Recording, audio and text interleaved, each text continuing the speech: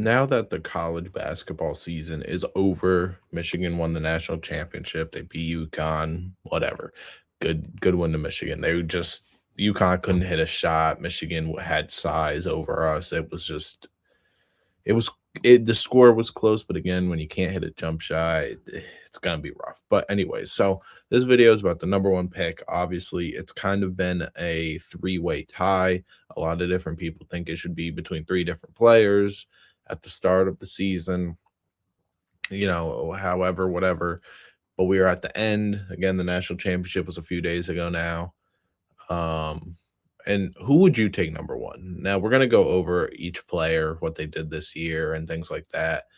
Um, to just kind of maybe make a case, say why not, whatever. And we're gonna start off with the guy who, at the start of the season and for most of the time, I had number one.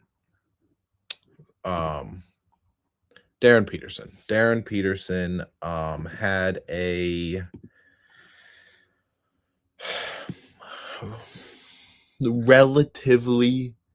relatively um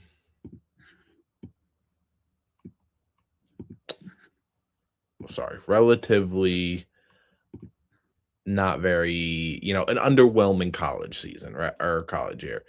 Um you look at how easy he could score. You look at how he's a bigger guard. He could play the point, he could play the shooting guard, just the way that he could do things. Like, that guy's going number one. That guy's going number one. Obviously, the main story here is the cramping, the health, the sitting out, the playing only one half of a lot of games, the mental side of it, just if he's gonna be able to make this work in the NBA. Um, and he can. We This isn't the first time we've seen player. I think it was Paolo when he was in Duke. He had a major cramping issue too. Now Paolo's a 1, 2 time All-Star, went first overall. I think he'll be able to go through with it. Again, relatively underwhelming when I think they lost to they lost to St. John's, right, on the game winner. Um Game winning layup there. Again, he averaged 20. He played 24 games. I don't know what the minutes, like 29 minutes a game. I guess there is it 40 minutes for college? Jeez, I don't even know. I think it's 40 minutes. Um, he had some great performances. Like, can we see the game log? All right, let's see. So all right, we've got multiple 20-point performances. Again, he had high 20s a bunch of times this year.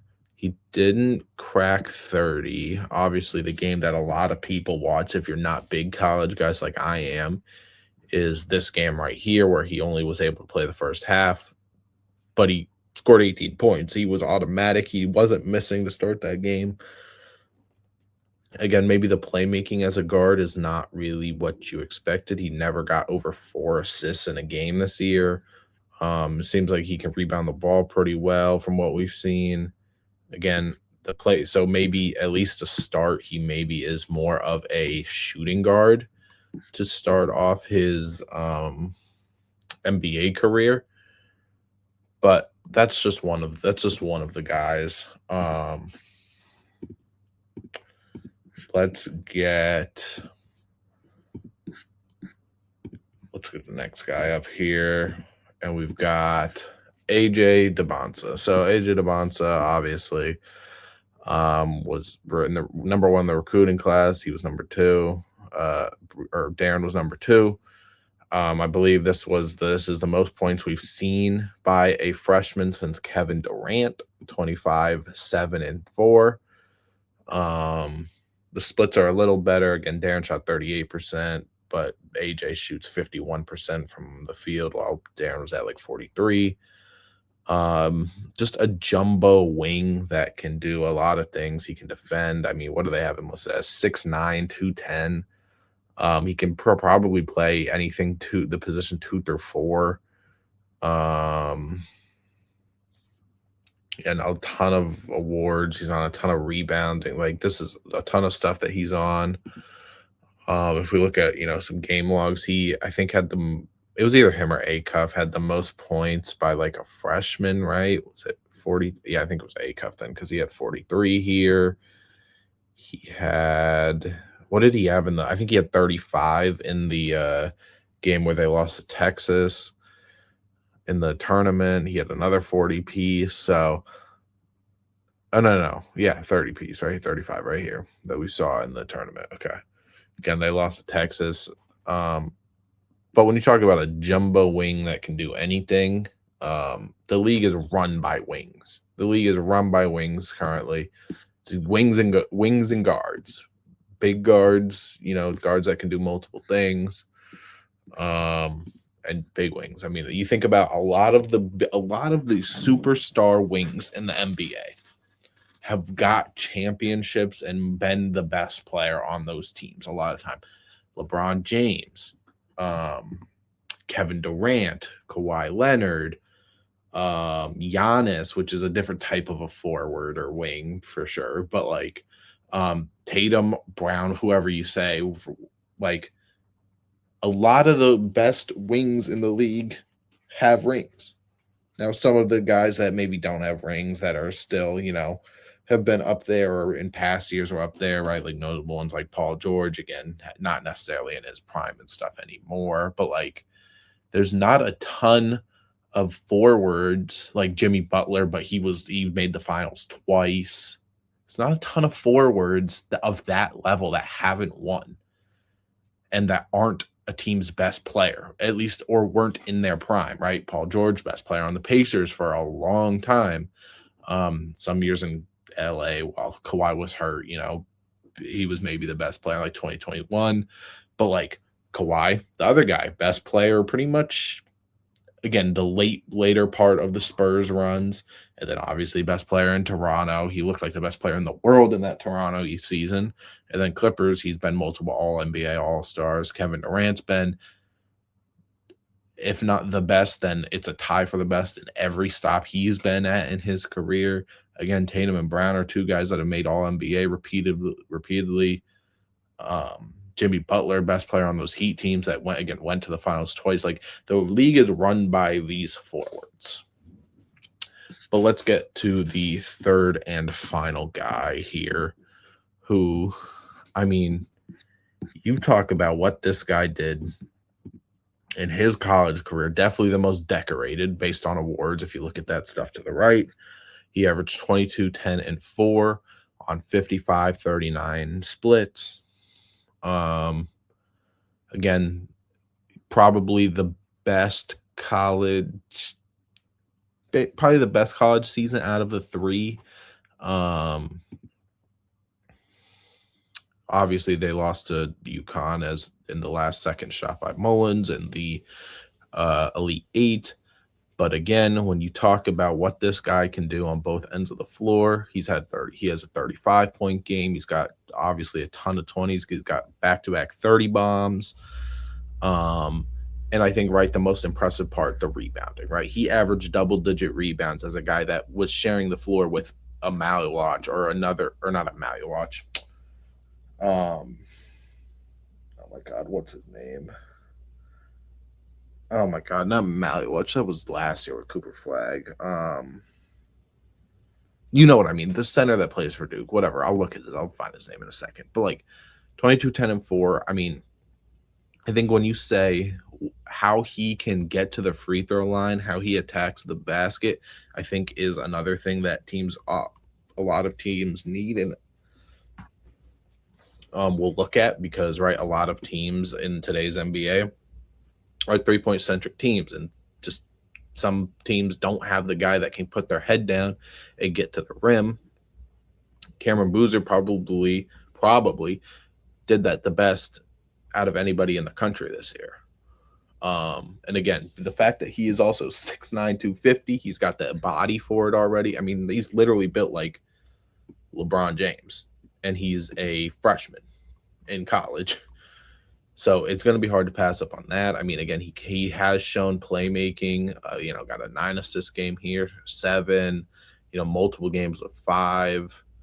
Again, he averaged 4 this season. So I think this is another hard decision too, right? Like, again, we look at all these guys and they all have their arguments.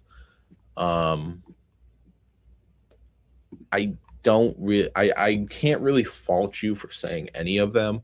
My answer would be probably, who would I take number one? I think this also might be a year where it does kind of depend on the team, maybe. Because like, right, if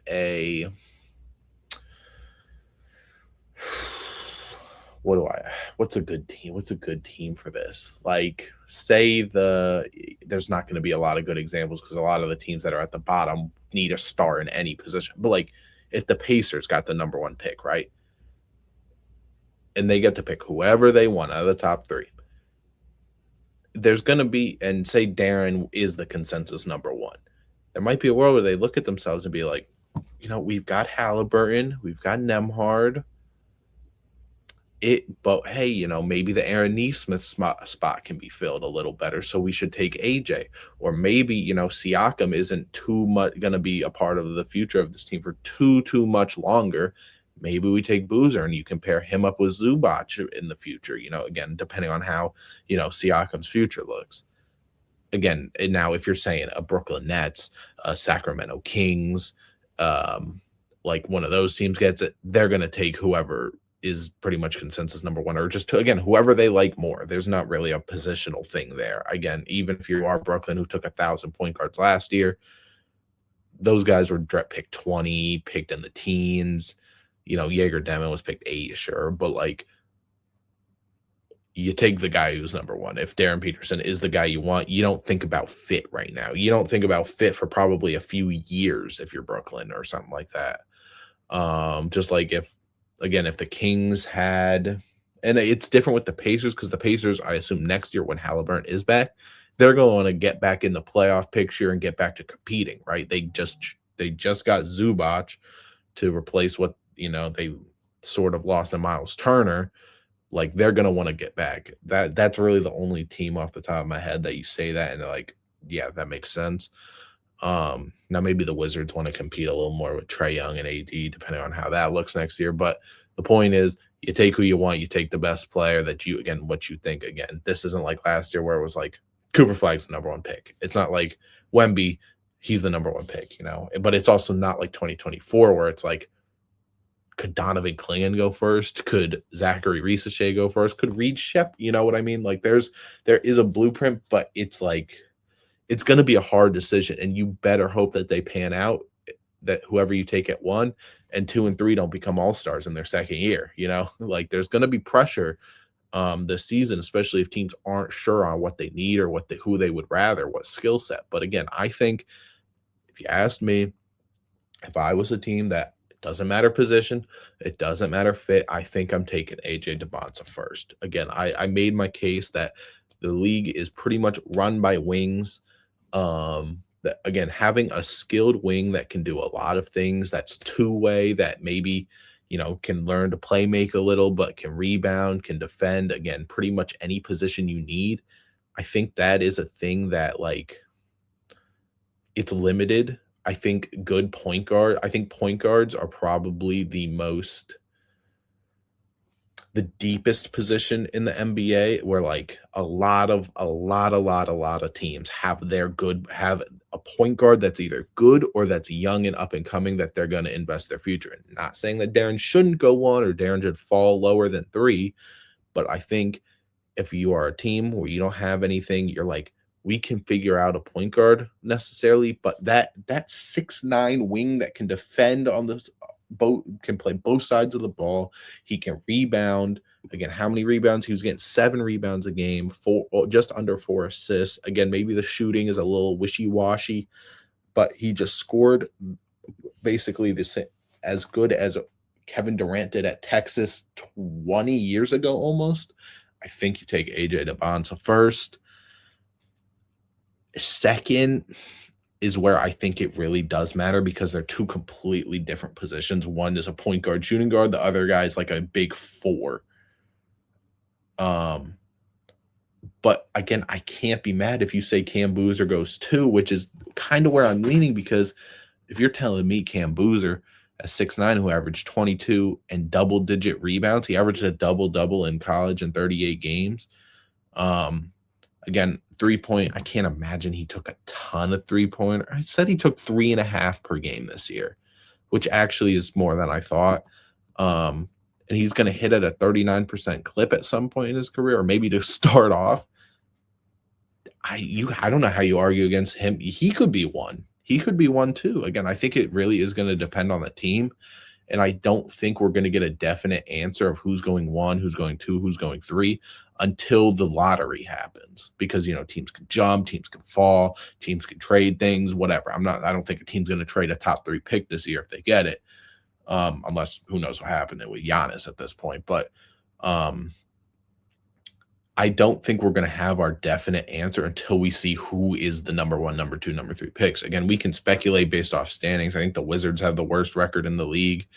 So you could say, yeah, they should have 1, but the Mavericks jumped up from like the 12th best odds last year to get Cooper Flag. So you never know. You never know. Again, I don't think we're going to have a definite answer until the lottery happens. I think I would take AJ first, though.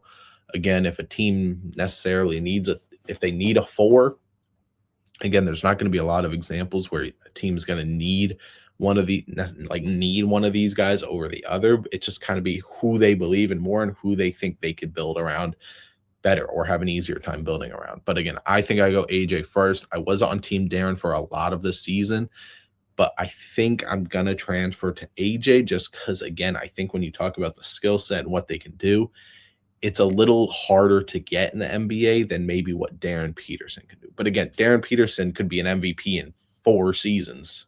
Who knows? So Caboose, who knows? But I'm going to say AJ is my number 1 pick. Let me know who you guys have going number 1. Actually, give me the 1, 2, and 3.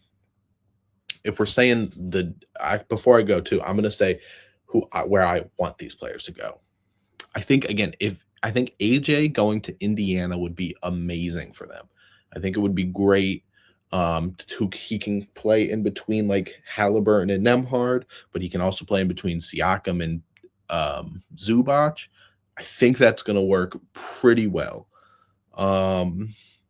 Boozer, I had really been hoping before AD got there, and even he still could, to go to Washington, because if you have Sarr and Boozer, who are kind of like not polar opposites, but like Sarr's not the best rebounder for his size, and you pair Cam Boozer up with him, a guy that averaged double-digit rebounds at the 4 position, a guy who likes to get down to the basket maybe more than shoot, while Sarr is more of a guy who likes to shoot the ball from the 3-point line and stuff. I think that would be a match made in heaven for the future.